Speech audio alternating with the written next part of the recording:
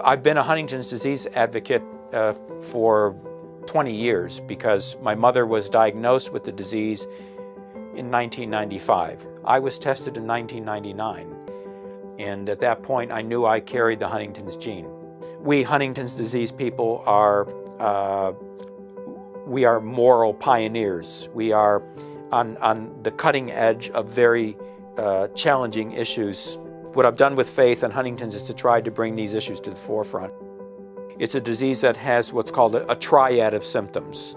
There are the physical symptoms, which are involuntary movements. The second part of the triad are the cognitive symptoms, which are loss of memory, loss of the ability to speak, the behavioral and psychiatric symptoms, which are things such as depression, suicidal tendencies, aggressiveness. The problem is that there is no treatment at this time. There is no effective treatment for Huntington's disease. There are some drugs. In fact, a new drug was just approved on Monday for Huntington's disease, but none of the approved drugs up to this point do anything to actually stop the progression of the disease or to stop the root cause of the disease, which is the genetic defect.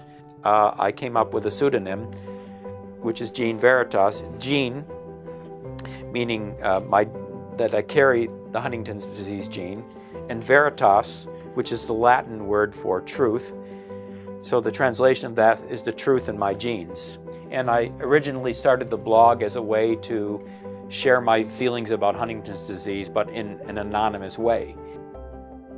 The reason for the visit to the Vatican is that Pope Francis will be meeting with Huntington's disease families, and this is the first time that any world leader, any president, any head of a religion is meeting with Huntington's disease families. We want Huntington's disease not to be hidden anymore from public view and not from the view of the community itself, because so many people hide in the closet with respect to this disease. It's a huge boost to our community. It's a moment for us to be able to say, look, here's a world leader leading the church very, very courageously.